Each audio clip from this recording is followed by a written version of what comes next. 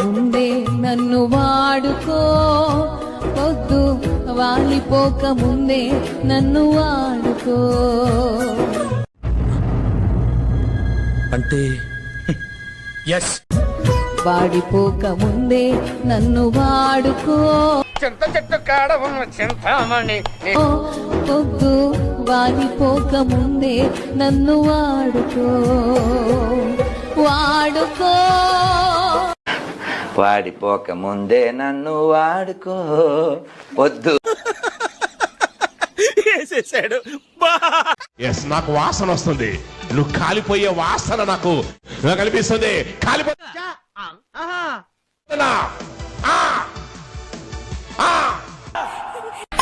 కుక్క ఏంతనట్టు ఆ సౌండ్ ఏమిట్రా? ప్రతిరోజు నైట్ 12 అయిందంటే మీ వద్దకు వస్తుంది, చేస్తుందండి. అది వచ్చి ఏం చేస్తుందండి? ఏమిటి సిగ్గుపడుతున్నారా? వీడు మొఖానికి సిగ్గు కూడాను.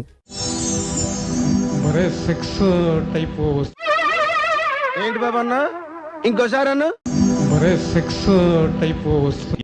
రాత్రి అనంగా మొదలు పెట్టాడు సార్, తెల్లవారిన దాకా ఒకటే మ్యూజిక్. ఇంత గ్యాప్ కూడా ఇవ్వలేదు.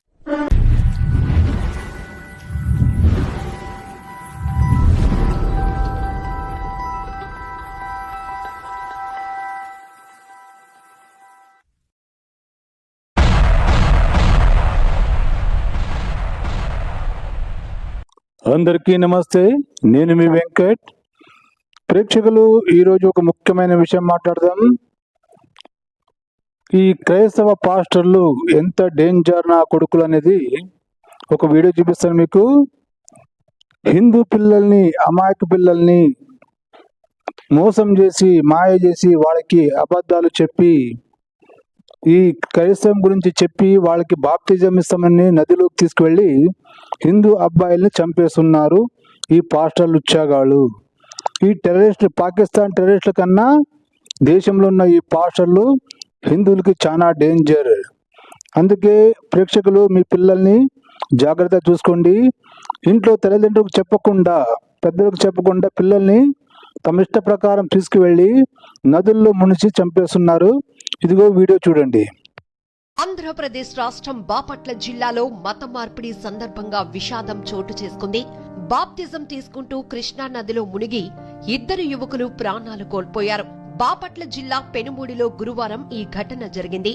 బట్టిప్రోలు మండలం వేమవరానికి చెందిన 30 మంది గురువారం మధ్యాహ్నం 3 గంటలకు మత మార్పిడి కోసం పెనుమూడిలో కృష్ణా నదికి వచ్చారు.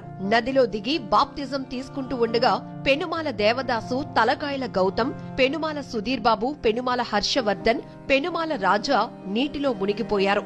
స్థానికులు గుర్తించి ముగ్గురిని కాపాడారు. పెనుమాల దేవదాసు, తలకాయల గౌతమ్ గల్లంతయ్యారు. గాలింపు చేపట్టిన కొంతసేపటికి వారి మృతదేహాలను వెలికితీసి రేపల్లె ప్రభుత్వ వైద్యశాలకు తరలించారు. సుధీర్ బాబు, హర్షవర్ధన్, రాజా రేపల్లెలోని సురక్ష హాస్పిటల్లో చికిత్స పొందుతున్నారు. అక్కడ నదిలో లోతు ఎక్కువగా ఉంటుందని చెప్పినా వినకుండా దిగారని స్థానికులు చెప్తున్నారు. గౌతమ్ ఇంటర్ పూర్తి చేసి ఎంసెట్ కోచింగ్ తీసుకుంటుండగా, దేవదాసు పాలిటెక్నిక్ పూర్తి చేసి హైదరాబాద్లో శిక్షణ పొందుతున్నాడు. వీరు ఇంట్లో చెప్పకుండానే బాప్తిజం స్వీకరించేందుకు వెళ్లినట్లు తెలిసింది.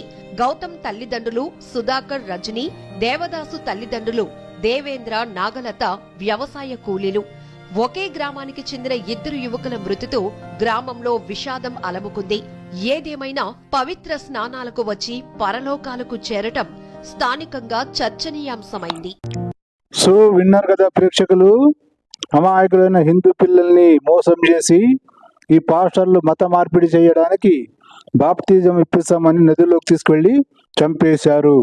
5గురిలో ఎలాగైనా 3 బయటపడ్డారు, కానీ 2 మాత్రం చచ్చిపోయారు. అలాగే ఒక అమ్మాయి, చిన్న అమ్మాయికి మానసిక రుగ్మత, అంటే ఒక మానసిక పరిస్థితిలో బాధపడుతుంటే ఆ అమ్మాయిని హాస్పిటల్కి తీసుకువెళ్లకుండా ఎవరో మాటలు విని చర్చికి తీసుకువెళ్ళిన తర్వాత అక్కడ ఉన్న చర్చిలో పాస్టర్లు ఈ అమ్మాయికి దయ్యం పట్టింది, సైతాన్ పట్టిందని నోట్లో బట్ట తురికి చంపేశారు పాస్టర్లు. సో అది కూడా చూడండి. అయిపోయింది కదా చర్చ్. మరి ఇలా ఉండకూడదు. ఆవిడెవరు? ఆవిడెవరమ్మా? లేపండి.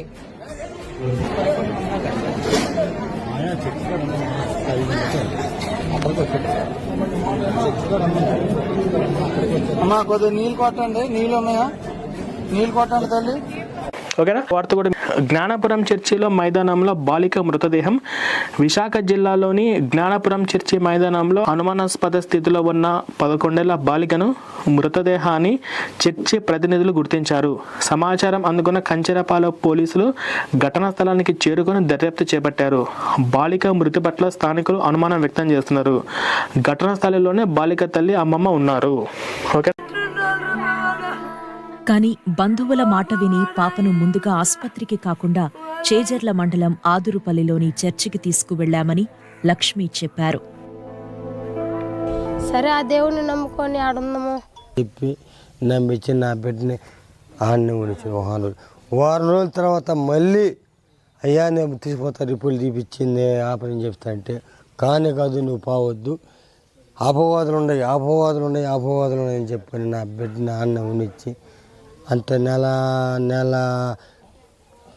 40 రోజులు ఆడనే ఉంచి నా బిడ్డ పాలన ఆడనే తీసిండే. పాస్టర్ పై పలు ఆరోపణలు చేశారు పాప తండ్రి లక్ష్మయ్య. సో చూశారు కదా ప్రేక్షకులు, ఒక పాపకి బాగా లేకుంటే హాస్పిటల్ తీసుకొద్దని చెప్పి పాస్టర్ 40 రోజులు చర్చిలోనే పండబెట్టాడంట ఆ అమ్మాయిని. ఆ పిల్లని చర్చిలోనే పండబెట్టి చంపేశాడు పాస్టర్ గారు.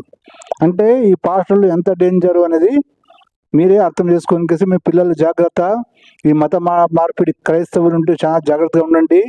ఈ హిందువుల మీద టార్గెట్ చేస్తున్నారు ఈ క్రైస్తవ ముఠాలు. హిందువులు మోసపోకండి.